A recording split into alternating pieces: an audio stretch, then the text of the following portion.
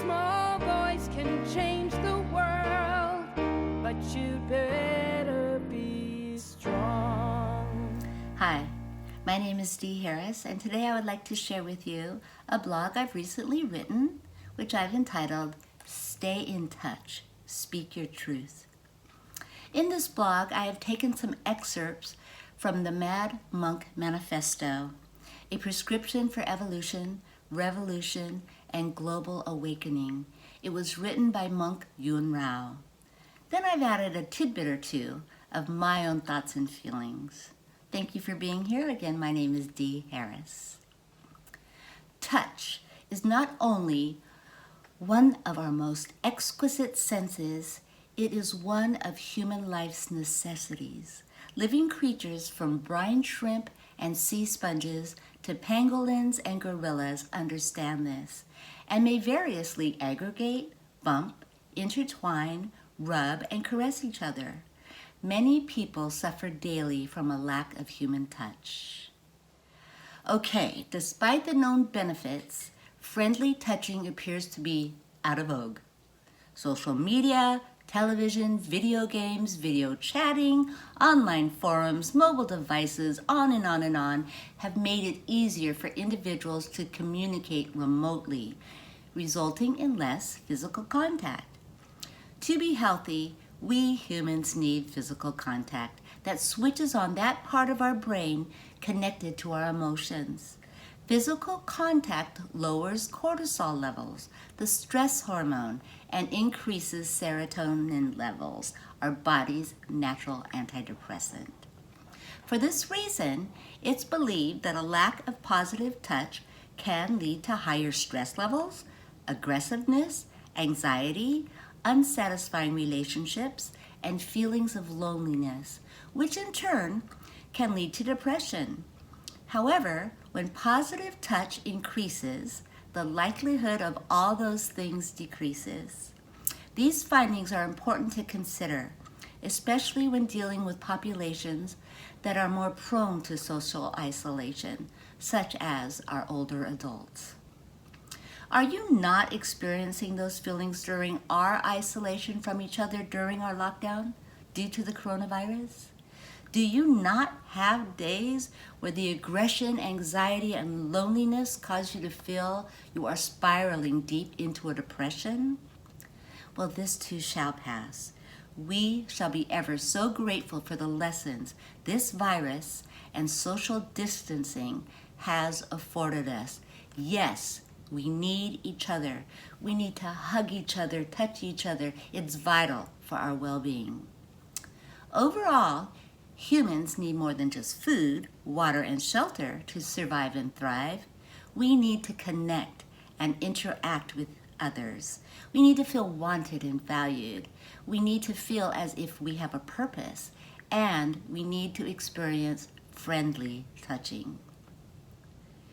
Face-to-face interaction is the source of compassion and altruism, the very glue that holds our human society together. The first and most important thing a conversation does is allow, encourage, or force us to acknowledge the presence of another human being. This is not a small thing, for there is no greater gift we can give another person than to recognize he or she exists and has a point of view, and no more healing thing than to validate their experience, especially their pain. You know, I never realized how alone I was until I walked into my first AA meeting. I was scared shitless as to who I would know and who would know me. Everyone was gonna know me, and I them, as I was a grocery checker for many years. I walked into that meeting still fresh in my sobriety, still feeling like a loser who lacked self-control and willpower. But it was suggested that I go to AA after rehab if I truly wanted to stay sober, and I did. I did what was suggested. The preconceived panic vanished immediately as non-judgmental and like-minded people welcomed me. There were no questions, no fussing over me, just loving and compassionate folk who I later learned knew exactly how I felt. I could not get nor stay sober on my own. This was the first time I ever felt like I was home. I finally fit in. Face-to-face interactions were crucial to me. Body language and eye contact could never be felt with a phone call or video chatting. I needed and was nourished by human contact. Have you ever misinterpreted a text message as saying something that it didn't? You put a tone and an attitude into the words that were written on your phone or device, which weren't really there. You turned a neutral message into something it wasn't. That doesn't happen when we communicate in person, especially when you can be truly attentive, mindful, respectful of the person with whom you are communicating. I try my best to do that now, to hear what I am supposed to hear, to learn what I am supposed to learn, and to grow as best that I can. 100% focus on the other person's words, body language, their aura. It's so important to get the real message. Being fully present allows you to quiet your own thoughts, focus on what is being said, being compassionate and empathetic. Treat others as you would like to be treated, yeah? With respect. Please remember that we do need each other to thrive, to be healthy, to communicate. In isolation, we tend to veer toward negative thoughts, which leads to a negative mindset, which leads to a negative life.